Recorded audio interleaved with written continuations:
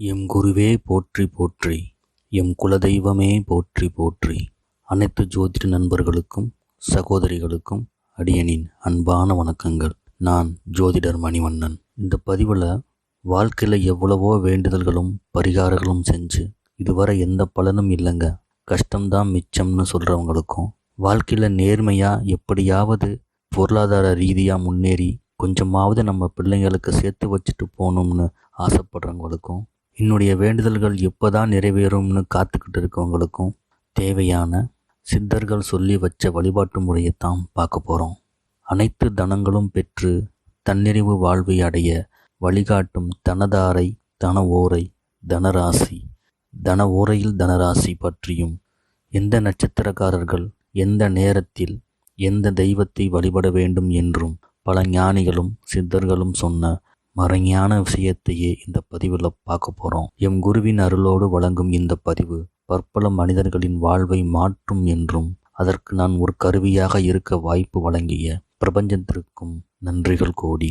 இந்த பிரபஞ்சத்தில் நடக்கிற எல்லா செயல்களுக்குமே ஏதோ ஒரு காரண காரியங்கள் கண்டிப்பாக இருக்கும். இங்கே எதுவுமே தற்செயலானது அல்ல. இந்த பதிவு உங்கள் கண்ணில் பட்டதுக்கும் நீங்கள் செய்த ஏதோ ஒரு புண்ணியத்திற்கு கிடைத்த பலாபலனாக கூட இருக்கலாம். ஒரு சிலர் கவனிக்காமல் கடந்து போயிருக்கலாம். உங்களோட அன்றாட வாழ்வில் சந்தித்த மனிதர்களில் ஒரு சிலருக்கு பொருளாதாரம், வீடு, வாசல், தொழில், திருமணம் அப்படின்னு எல்லாம் ரொம்ப ஈஸியாக கிடச்சிருக்கும். ஆனால் உங்களுக்கு பல காலம் காத்திருக்க நேர்ந்திருக்கலாம், பிறகு கைகூடி இருக்கலாம். ஏன் தற்போது வரைக்கும் காத்திருப்பவர்களும் இருக்கத்தான் செய்கிறார்கள். ஏன் இந்த நிலை? எல்லாம் தனதாரையின் மகிமையே. ஏனென்றால் அவர்களும் உங்களைப் போலவே கோயில்களுக்கு சென்று பரிகாரங்களும் வேண்டுதல்களும் செய்திருக்கலாம்.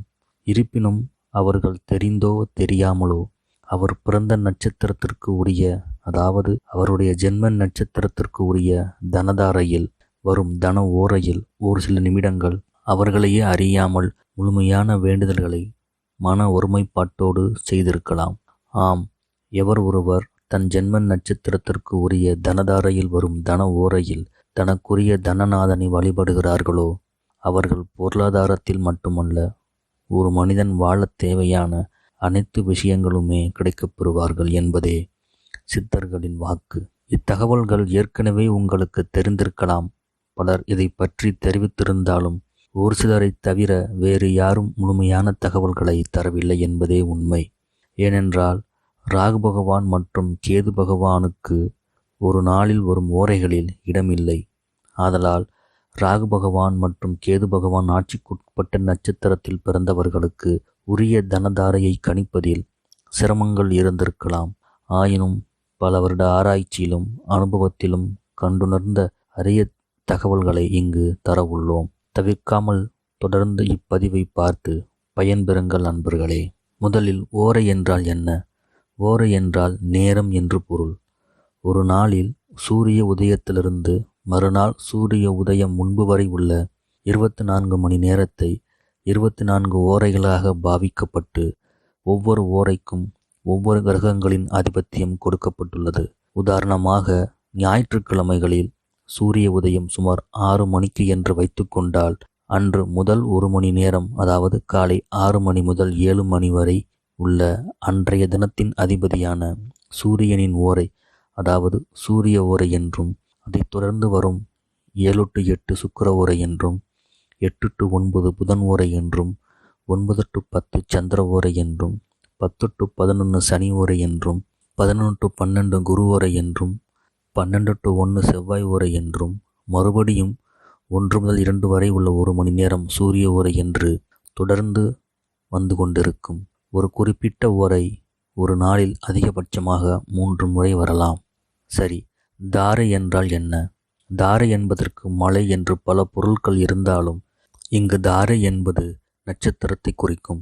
அதாவது 27 நட்சத்திரங்களும் பொதுவாக 27 தாரைகள் என்றே நம் முன்னோர்கள் அழைத்தனர். தனம் என்றால் பொருளாதாரம், பணத்தை மட்டும் குறிப்பதல்ல.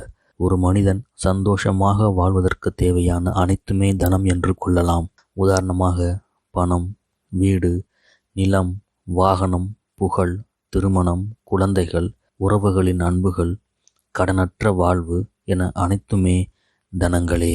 ஆக தனதாரை என்றால் ஒருவருக்கு வாழ்வதற்கு தேவையான அனைத்து தனங்களையும் வழங்கக்கூடிய நட்சத்திரம் என்று பொருள்.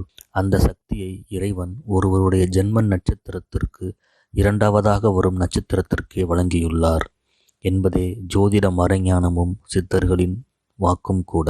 தனத்தைப் போலவே கடனை வழங்கவும், விபத்தை வழங்கவும், க்ஷேமத்தை வழங்கவும், மரணத்தை வழங்கவும் என ஒவ்வொரு நட்சத்திரத்திற்கும் ஒவ்வொரு பொறுப்புகள் கொடுக்கப்பட்டிருக்கிறது.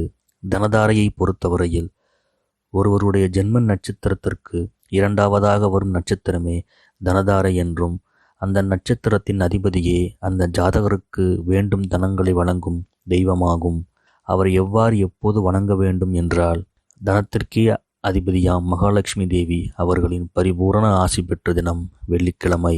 ஆகையால் ஒவ்வொரு வெள்ளிக்கிழமைகளிலும் உச்சி பொழுதுக்கு முன்பு வரும் ஓரைகளில் தங்களுடைய தனதாரையில் தங்களுடைய தனநாதனை அதிகாலையில் எழுந்து குளித்து முடித்து பூஜை அறையை அலங்கரித்து தீபமேற்றி குலவிளக்காக இருந்தால் இன்னும் சிறப்பு. தங்களுடைய வேண்டுதல்களை குறைந்தது 11 நிமிடமாவது மௌனமாக தியான நிலையில் அமர்ந்து தொடர்ந்து வேண்டுவோருக்கு வேண்டியது கிடைத்தே தீரும் என்பது அனுபவ உண்மை. பூஜை அறை இல்லாதவர்கள் அருகில் உள்ள கோவிலுக்கு சென்று விநாயகரையோ அல்லது தங்களுக்கு பிடித்த தெய்வங்களையோ குறைந்தது 2 விளக்குகள் ஏற்றி வழிபடுவதும் 11 முறை வலம் வருவதும் சிறப்பு. 2 விளக்கு என்பது 2ஆம் பாவகத்தையும் 11 முறை என்பது லாபஸ்தானத்தையும் குறிக்கும். வீட்டிலும் கோவிலிலும் விளக்கேற்றும் போது சுத்தமான பசுநெய்யும் பஞ்சுத்திரியும் பயன்படுத்துதல் சிறப்பு. இல்லை என்றால் நல்லெண்ணெயை பயன்படுத்தலாம். தொடர்ந்து ஒவ்வொரு நட்சத்திரத்திற்கும் உரிய தன நட்சத்திரங்களையும் அவர்களின் தன அதிபதியையும் அவர்கள் வணங்க வேண்டிய தன ஓரையையும் துல்லியமாக கணித்து தெரிவிக்க உள்ளோம். தொடர்ந்து பதிவை பார்த்து பயன்பெறுங்கள் நண்பர்களே. இன்னொரு கேள்வி வரும். தனதாரை, தன ஓரை, தனராசி எல்லாம் தெரிஞ்சுக்கிட்டோம். அதென்ன தனதாரையில் தன ஓரை? உதாரணமாக அஸ்வினி நட்சத்திரத்தை எடுத்துக்கொண்டால் அஸ்வினிக்கு தனதாரை என்பது அடுத்து வரும் சுக்கிர பகவான் நட்சத்திரமான பரணி நட்சத்திரமே. பரணிக்கு அதிபதி சுக்கிர பகவான். ஆக சுக்கிர ஓரை என்பது வெள்ளிக்கிழமைகளில் முதல் ஓரையே சுக்கிர ஓரையே. அன்று சூரிய உதயம் 6 மணி எனில் காலை 6 மணி முதல் 7 மணி வரை உள்ள சுக்கிர ஓரையில் அஸ்வினியில் பிறந்தவர்கள் சுக்கிர பகவானை வழிபட்டால் அவர்கள் கேட்டது கிடைக்கும். ஒருவேளை அன்று சூரிய உதயம் 6:20 எனில் 6:20 முதல் 7:20 வரை உள்ள 1 மணி நேரமே சுக்கிர ஓரையாகும். எப்போதும் ஓரைகள் சூரியன் உதிக்கும் நேரத்திலிருந்தே கணக்கிடப்படும். தனதாரையில் தன ஓரை என்பது யாதெனில், ஒருவேளை அந்த வெள்ளிக்கிழமை முழுவதும் பரணி நட்சத்திரமாக இருப்பின் அது இன்னும் கூடுதல் சிறப்பு. ஏனென்றால் அஸ்வினிக்கும் பரணியே தனதாரை என்பதால் அவர்கள் வழிபடும் தன ஓரையான சுக்கிர ஓரையில் பரணி நட்சத்திரமும் நிறைந்திருப்பதால் கூடுதல் பலன்கள் கிடைக்கப் பெறுவார்கள். தனதாரையில் தன ஓரை என்பது வருடத்திற்கு 2 அல்லது 3 முறை மட்டுமே வரப்பெறும். எவர் ஒருவர் தங்களுடைய தனதாரையில் குறிப்பிட்ட வேண்டுதல்களை தொடர்ந்து வைத்து வருகிறார்களோ அவர்களுக்கு கூடிய விரைவில் வேண்டியது கிடைக்கப் பெறுவார்கள் என்பது நாம் கண்டறிந்த அனுபவ உண்மை. நம்முடைய வேண்டுதல்கள் எப்படி இருக்கணும்னா, ஓரிரு வார்த்தைகளில் இருந்தால் இன்னும் சிறப்பு.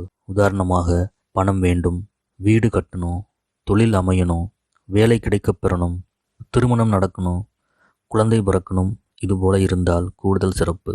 சில தவிர்க்க முடியாத சூழ்நிலையில் தனதாரையில் வழிபாடு செய்ய முடியவில்லை என்றால் கூட பரவாயில்லை.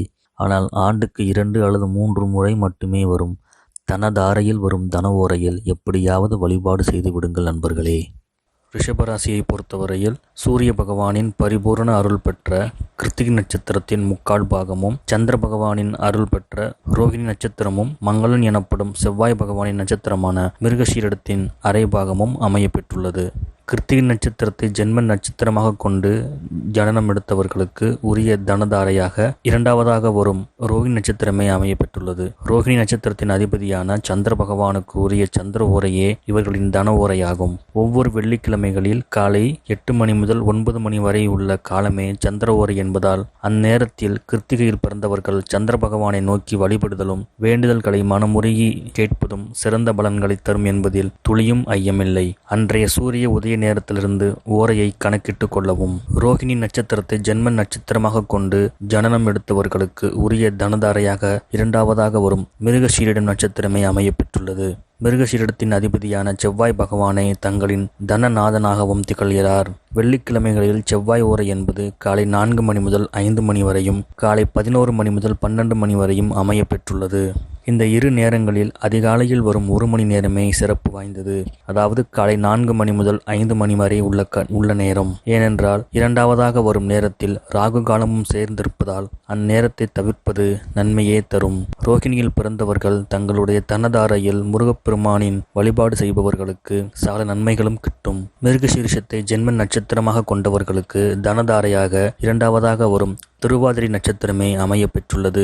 திருவாதிரை நட்சத்திரத்தின் அதிபதி ராகு பகவான். ஆனால் தினந்தோறும் வரும் ஓரைகளில் ராகு பகவானுக்கு ஓரை இல்லை என்பதால் எந்த நேரத்தை தனதாரையாக எடுத்துக்கொள்வது என்று அனைவருக்கும் சந்தேகம் எழுவது இயல்பே. இங்குதான் சித்தர்களின் அறிவும் ஞானிகளின் அனுபவமும் பொதிந்துள்ளது. மிருகசீரிஷி நட்சத்திரத்தின் அதிபதியான செவ்வாய் பகவானை தங்களின் தனநாதனாக சித்தர்கள் கண்டுணர்ந்து கூறியுள்ளனர். செவ்வாய்க்கு மங்களன் என்ற பெயரும் உண்டு. அவருக்கு செல்வத்தை வேறு யாரும் தர தேவையில்லை.